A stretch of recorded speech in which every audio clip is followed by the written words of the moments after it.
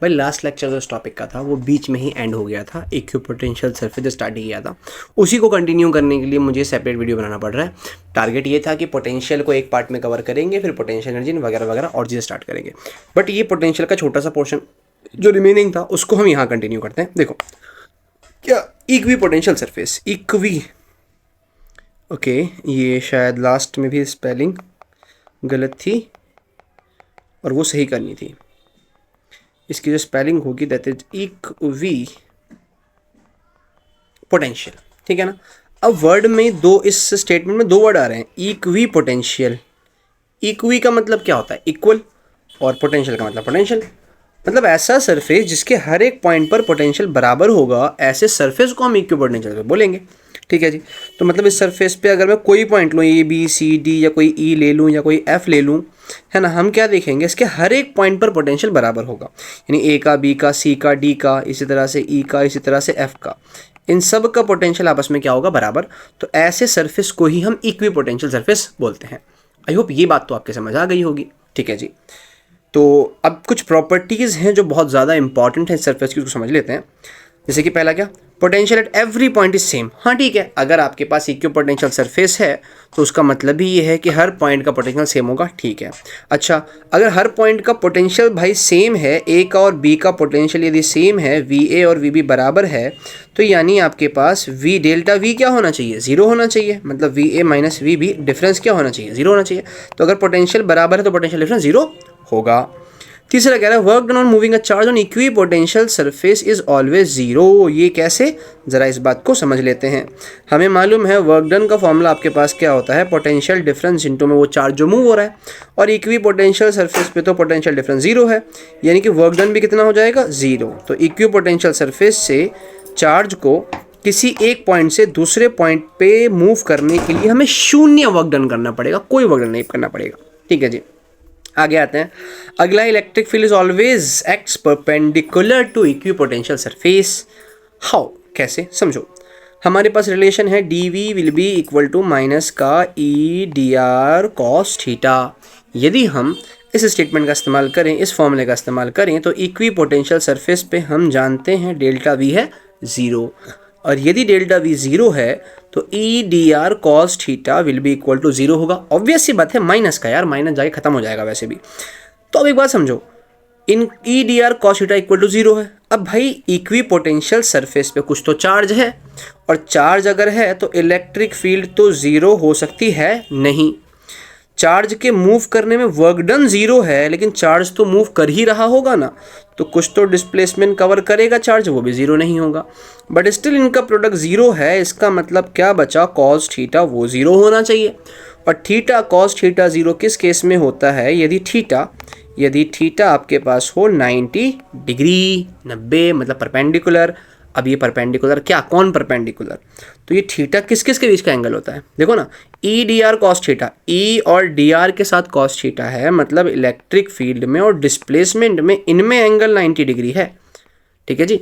और डिस्प्लेसमेंट तो आपका सरफेस के अलोंग ही कहीं ना कहीं होगा ना, हवा में तो होगा नहीं। इसका मतलब डिस्प्लेसमेंट सरफेस के अलोंग होगा, तो सरफेस और इलेक्ट्रिक फील्ड की बात हो रही है कि वहाँ पे इलेक्ट्रिक फील्ड परपेंडिकुलर रहने वाली है। आई होप ये बात आपको समझ आ गई होगी, ठीक है ना। तो सरफेस में और इलेक्ट्रिक फील्ड में हमेशा 90 डिग्री एंगल बनेगा, उसका कारण ये है। तो यही मैं अगर एग्जांपल लूँ, एक स्फेरिकल शेल ले लूँ, एक कंडक्टिंग स्फेरिकल शेल ले लें, जिस पे हम चार्ज देते हैं तो वो यूनिफॉर्मली डिस्ट्रीब्यूट हो जाता है, गॉस लॉ में पढ़ चुके हैं। और हम ये भी जानते हैं कि इनसाइड तो कोई इलेक्ट्रिक फील्ड होती है नहीं। तो इनसाइड अगर इलेक्ट्रिक फील्ड नहीं है तो सारी इलेक्ट्रिक फील्ड क्या होगी? सरफेस के परपेंडिकुलर आउटवर्ड होती है। सरफेस के परपेंडिकुलर मतलब ये भी इक्वी पोटेंशियल सरफेस है, ये स्फेरिकल शेल भी आपका इक्वी पोटेंशियल सरफेस है। दो कारण से इसको हम कह सकते हैं, एक तो ये कि electric field perpendicular to surface है, दूसरा आपने जो भी चार्ज दिया होगा वो इक्वली डिस्ट्रीब्यूट हुआ होगा पूरे सरफेस पे, तो पोटेंशियल बराबर रहने वाला है, ठीक है जी।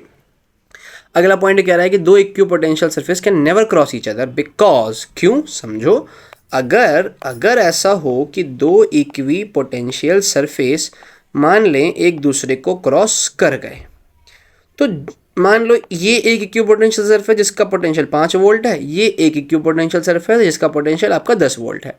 तो यार जब ये जिन पॉइंट्स पर इंटरसेक्ट कर रहे हैं, जिन पॉइंट्स पर ये इंटरसेक्ट कर रहे हैं, उस कॉमन पॉइंट पर तो दो दो पोटेंशियल हो गए ना, इसकी वजह से 5 वोल्ट हो गया और इसकी वजह से 10 वोल्ट हो गया। अब ऐसा कैसे पॉसिबल है, एक ही पॉइंट का दो potential? That can't be possible ना। इन सारे पॉइंट्स पे डबल डबल पोटेंशियल होगा जो कि प्रैक्टिकली पॉसिबल नहीं है। इसी वजह से दो इक्वी पोटेंशियल सरफेस एक दूसरे को क्रॉस नहीं कर सकते। ठीक है जी, आगे आते हैं।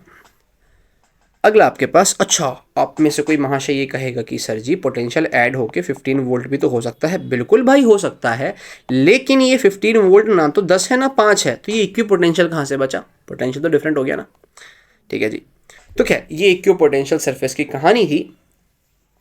अब हमें देखना है अच्छा ये इक्वी पोटेंशियल सरफेस भी कुछ ड्रॉ करने के लिए आते हैं, इक्वी पोटेंशियल सरफेसेस भी कुछ ड्रॉ करने के लिए आते हैं, तो मैं आपको वो भी दिखा दूं। इतना कोई बड़ा कुछ नहीं है उसके अंदर। जैसे मान लो अगर हम इक्वी पोटेंशियल सरफेस ड्रॉ करेंगे एक सिंगल पॉइंट चार्ज के लिए, पॉजिटिव चार्ज के लिए तो स्फेरिकल होगा, दो सिमिलर पॉइंट चार्जेस के लिए तो भी स्फेरिकल होगा, बट वो इक्वी पोटेंशियल सरफेस एक दूसरे को रिपेल कर रहे होंगे कि पॉजिटिव की वजह से होंगे ना, तो रिपल्शन की वजह से इस तरह की शेप बन जाएगी, ऐसे फटी हुई आँख जो होती है बड़ी सी, ठीक है ना, और वो आँख इस तरह से इस पॉइंट पर कंसंट्रेटेड होगी। इसी तरह से अगर नेगेटिव के लिए बनाएंगे तो ये जो इक्वी पोटेंशियल सरफेस अभी रिपेल कर रहे हैं वो अब अट्रैक्ट करना शुरू करेंगे, तो कुछ इस तरह शेप बन जाएगी। ठीक है जी, अगर हम बनाएंगे यूनिफॉर्म इलेक्ट्रिक फील्ड के लिए तो आपके पास जो इक्वी पोटेंशियल सरफेस है वो आपका प्लेन शेप में होगा इस तरह से। आई होप ये छोटा सा पॉइंट था, ये क्लियर हो गया होगा। आगे बढ़ते हैं, जो हमारा इंपॉर्टेंट है वो ये कि हमें डाइपोल पोटेंशियल निकालना है। देखो जैसे इलेक्ट्रिक फील्ड में डाइपोल की वजह से फील्ड निकाली थी, डाइपोल फील्ड, इसी तरह से यहाँ डाइपोल की वजह से पोटेंशियल निकालना है, डाइपोल पोटेंशियल, या फिर यूँ कहें net potential due to dipole. तो वही अज्यूम कर लिया हमने, एक चार्ज नेगेटिव यहाँ रखा है आपके पास, पॉजिटिव यहाँ रखा है, उनके बीच के सेपरेशन को ए में और ए में डिवाइड कर दिया, और इनके मिड पॉइंट से आर डिस्टेंस पर एक पॉइंट पी है, वहाँ पर हमें नेट पोटेंशियल निकालना है। अब ध्यान में हमें यही रखना है कि अपना पोटेंशियल है स्केलर क्वांटिटी, वेक्टर नहीं, स्केलर क्वांटिटी, और स्केलर क्वांटिटी में डायरेक्शन वगैरह हमें देखना नहीं होता है। अब क्योंकि डायरेक्शन नहीं देखना है तो नेट पोटेंशियल अगर हमें पी पर निकालना है तो हम सीधा क्या करेंगे, इसको ए मान लेते हैं, इसको बी मान लेते हैं, तो पी पे पोटेंशियल निकालने के लिए सीधा हम दोनों पोटेंशियल्स को ऐड कर देंगे।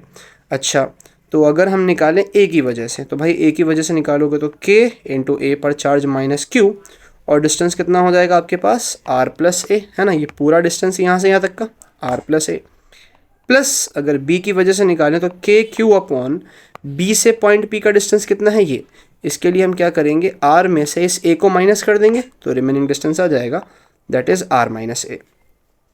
और इसमें से भी यदि हम के क्यू को कॉमन निकाल लें तो माइनस का 1 upon R plus A plus का 1 अपॉन आर माइनस ए, यहाँ क्रॉस मल्टीप्लाई यदि करें तो के क्यू तो रहने दो, तो ये माइनस का आर माइनस ए और प्लस का आर प्लस ए, डिनोमिनेटर में दोनों की मल्टीप्लाई होके आर स्क्वायर माइनस ए स्क्वायर। ठीक है, इसको मैं यहाँ सॉल्व कर रहा हूँ, ओपन जब करेंगे तो के क्यू तो रहेगा ही, अब ये माइनस का आर माइनस माइनस प्लस का ए, प्लस का आर प्लस का A divided by are square minus A square, R ने आर को मार दिया, ख़त्म कर दिया, तो वी पी जो आया पॉइंट पी पर पोटेंशियल के Q into 2a divided by are square minus A square, और q इंटू 2a से हम अवगत हैं, हम जानते हैं कि ये आपका डाइपोल मोमेंट होता है। तो जो पोटेंशियल p पर आया that is K P upon R square minus A square, तो ये आपके पास नेट पोटेंशियल आ गया एक्सियल लाइन पर। सेम इलेक्ट्रिक फील्ड की तरह यहाँ भी वही कहानी होनी है। यदि हम निकालें शॉर्ट डाइपोल के लिए, शॉर्ट डाइपोल का मतलब है कि जो ए है वो बहुत छोटा है, तो ए स्क्वायर नेगलेक्ट हो जाएगा, ए स्क्वायर को हम क्या करेंगे, नेगलेक्ट कर देंगे, जीरो मान लेंगे, तो जो पोटेंशियल आ जाएगा उस केस में सिंपल के पी बाय आर स्क्वायर के बराबर आ जाएगा। तो आई होप ये आपको समझ आया होगा। वहाँ फॉर्मूला क्या आया था, के पी अपॉन आर क्यूब आया था एक्सियल पे। ठीक है, आगे बढ़ते हैं। अब इसी तरह से हमें निकालना है परपेंडिकुलर बाइसेक्टर पर। ये तो मुझसे पहले निकाल दोगे तो और मज़ा आ जाएगा भाई। देखो अब यहाँ पर हमें निकालना है, तो फिर से अगर हम डाइपोल पोटेंशियल सॉल्व करेंगे तो V P will be equal to A की वजह से प्लस बी की वजह से, क्योंकि ये स्केलर है, डायरेक्शन देखना नहीं है, सीधा वैल्यूज पुट करनी है। तो ए की वजह से के इंटू माइनस क्यू, और डिस्टेंस कितना है ए से पी का, ये डिस्टेंस है root over R square plus A square. तो root over R square plus A square plus K Q divide by ये डिस्टेंस भी कितना होगा same, root over R square plus A square. यार एक बात देखो, क्या ये कट नहीं जा रहा क्या, सब खत्म, ज़ीरो।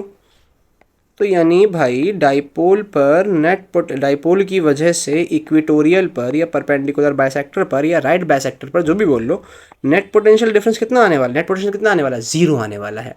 कारण एक तरफ माइनस चार्ज, एक तरफ प्लस चार्ज, और क्योंकि ये इलेक्ट्रिक फील्ड है नहीं जो हम डायरेक्शन देख करके इसको ऐड सब्ट्रैक्ट करें या कॉम्पोनेंट ले, सीधा ऐड करना है, तो माइनस का प्लस का मिलकर कैंसिल कर देगा। तो ध्यान रहे इक्वेटोरियल पर आपको हमेशा पोटेंशियल ज़ीरो मिलने वाला है। अच्छा, अगर पोटेंशियल ही ज़ीरो मिलने वाला है तो इक्वेटोरियल लाइन पे यदि चार्ज को मूव करोगे तो वर्क डन भी तो ज़ीरो रहेगा ना। क्यों? क्योंकि वर्क डन का formula change in potential difference into charge होता है। तो जब पोटेंशियल ही ज़ीरो है तो पोटेंशियल डिफरेंस भी ज़ीरो होगा। तो यानी इक्वेटोरियल लाइन पर चार्ज को आप कहीं भी मूव करो, कहीं से कहीं मूव करो, वर्क डन आपको हमेशा ज़ीरो मिलने वाला है। ठीक है जी, इसको यहाँ इस छोटे से एग्जाम्पल में समझते हैं कि मान लो एक चार्ज को मैंने लिया -2 माइक्रोकुलम माइनस के a,0 पर, और एक लिया प्लस का 2 माइक्रोकुलम a,0 पर। अब ये जो y एक्सिस है ना, आप ध्यान दो कि ये ओरिजिन दोनों से सेम डिस्टेंस पे है। इसका मतलब ये y एक्सिस, ये पूरा का पूरा y एक्सिस जो है ये इक्वेटोरियल लाइन की तरह बिहेव करेगा। ठीक है जी, तो यानी हर एक पॉइंट का पोटेंशियल आप देखोगे अगर ज़ीरो होगा। ठीक है, तो इसका मतलब चार्ज पार्टिकल को आप ए से बी मूव करो, बी से सी मूव करो, सी से ओ मूव करो, कहीं भी मूव करो, पूरे वाई एक्सिस पे चार्ज पार्टिकल को मूव करने में वर्क डन होने वाला है ज़ीरो। आई होप बात समझ आई होगी। ठीक है जी, क्लियर। तो ये लास्ट डेरिवेशन रह गया है पोटेंशियल का, जनरल पॉइंट वाला। इलेक्ट्रिक फील्ड में ये नहीं था, इलेक्ट्रिक फील्ड में नहीं था कि वहाँ पे थोड़ा सा कॉम्प्लिकेटेड हो जाता है, बट हाँ यहाँ पर है, तो इसको हमें देखना है जनरल पॉइंट वाले को। तो उसके लिए हमने क्या करा, मान लेते हैं यहाँ पर एक चार्ज लिया -q, थोड़ा सा आगे, यहाँ पे एक चार्ज लिया +q, थोड़ा सा और आगे शिफ्ट कर लें क्योंकि पॉइंट दिक्कत करेगा फिर। और पॉइंट हमने अज्यूम कर लिया मान लो यहाँ पर, मतलब ना तो ये एक्सियल पे है ना ये इक्वेटोरियल पे, कहीं बीच में अटका हुआ है। और यहाँ पे इसके मिड पॉइंट से जो इसकी दूरी है, पॉइंट को शिफ्ट कर लेते हैं। अरे यार सेकंड छोटा कर लो उसको, पहले पॉइंट पी को थोड़ा शिफ्ट कर दूँ मैं, यहाँ पर है ना, ये पॉइंट पी है, ये पॉइंट पी है आपका। तो यहाँ पे हमें नेट पोटेंशियल निकालना है। मान लेते हैं ये डिस्टेंस अभी r है, ठीक है, मिड पॉइंट से, और ये हमें पता है a और a होते हैं।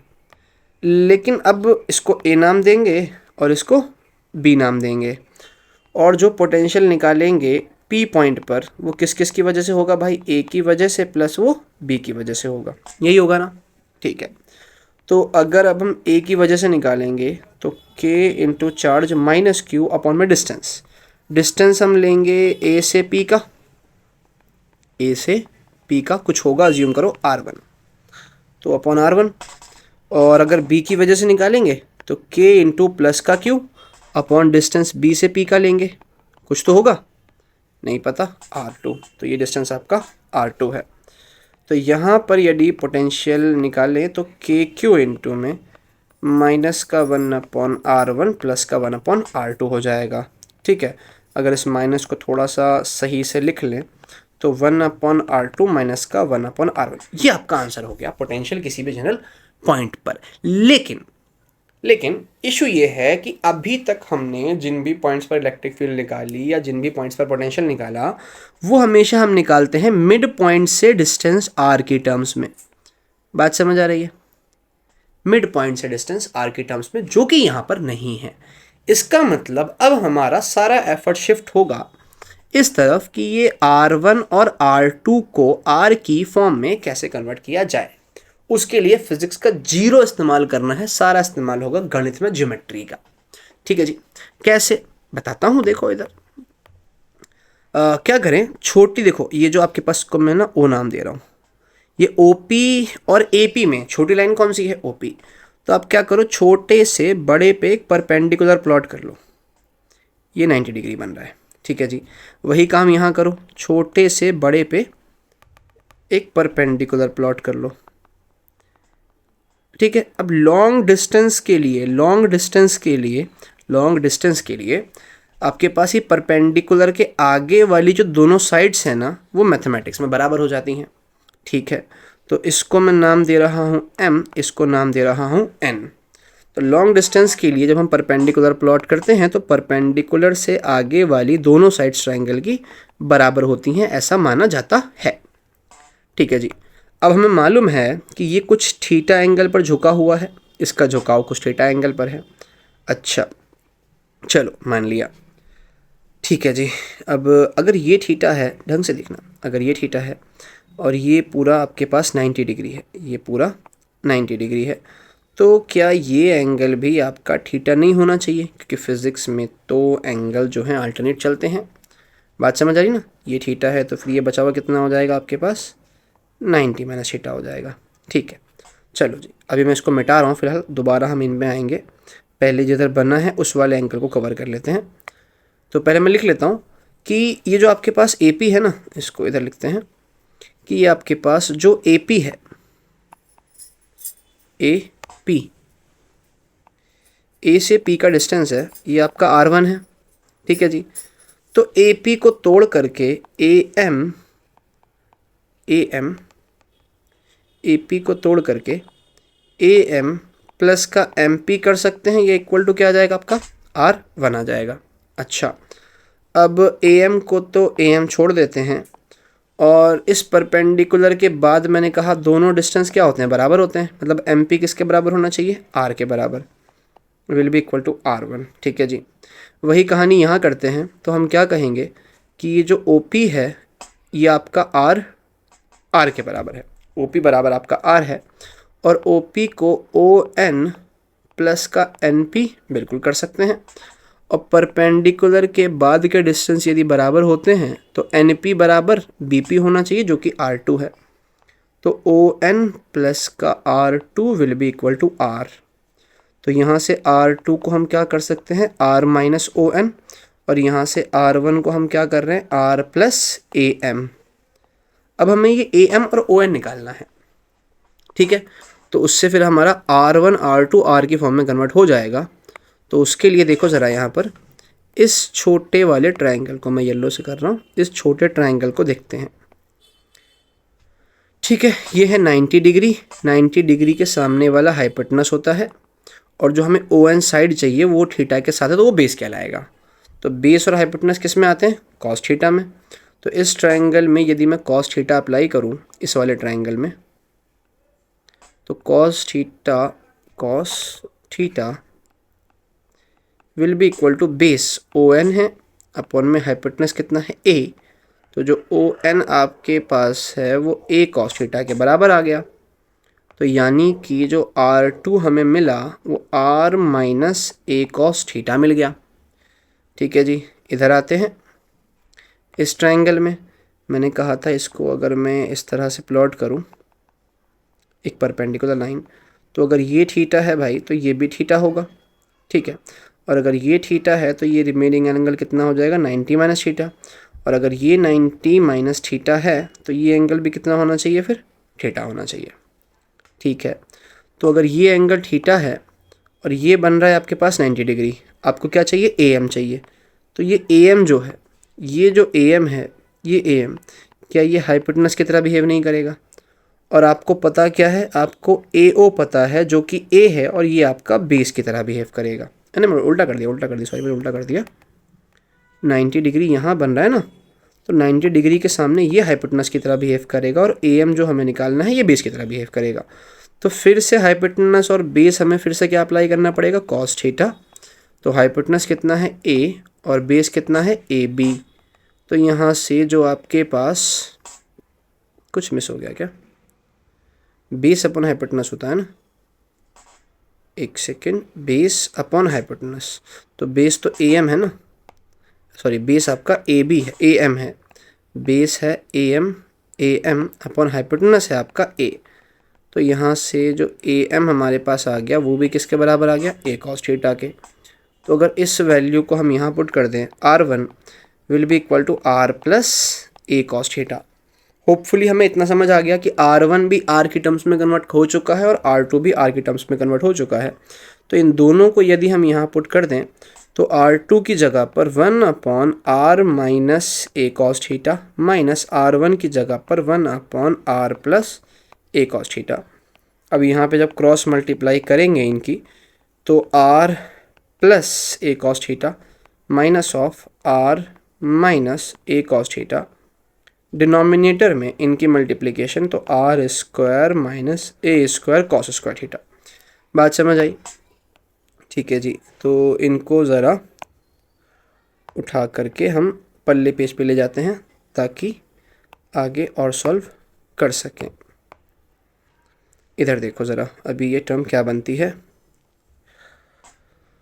ठीक है, तो V P will be equal to K Q, ये हो जाएगा आपका पास आर प्लस ए कॉस थीटा माइनस का आर माइनस माइनस प्लस ए कॉस थीटा और डिनोमिनेटर में are square minus A square cos square theta, जिसमें आर से आर गया तो जो पोटेंशियल एट पी आया that is K P K Q into में A cos theta plus A cos theta 2a cos theta और denominator में are square minus A square cos square theta, और जिसमें से q इंटू 2a हम फिर से जानते हैं डाइपोल मोमेंट हो जाएगा, तो ये आपका k p cos theta divide by are square minus A square cos square theta हो जाएगा। तो जी ये आपके पास पोटेंशियल आ गया किसी जनरल पॉइंट पर डाइपोल की वजह से। तो यहाँ पर डाइपोल वाला पोटेंशियल डेरिवेशंस वाला एटलीस्ट ख़त्म हुआ। अब स्फेरिकल शेल के डाइपोल करने हैं, इलेक्ट्रोस्टैटिक्स ऑफ कंडक्टर्स करना है और भी चीज़ें हैं, तो एक लेक्चर और लगेगा जहाँ पे पोटेंशियल का पूरा पोर्शन खत्म हो जाएगा including potential energy and all. फिर उसके बाद कैपेसिटर वाला पोर्शन रह जाएगा, फिर कैपेसिटर को अपने स्टार्ट करेंगे। आई होप इतना पार्ट समझ आया होगा। इसकी वीडियो मुझे अलग से इसलिए बनानी पड़ी कि लास्ट वीडियो में थोड़ा सा एरर आ गया था, थोड़ा सा ग्लिचेस आ गए थे, जिसकी वजह से वो लास्ट वीडियो वहीं स्टॉप करनी पड़ी थी। तो आई होप इतना समझ आया होगा। नेक्स्ट में कंटिन्यू करते हैं।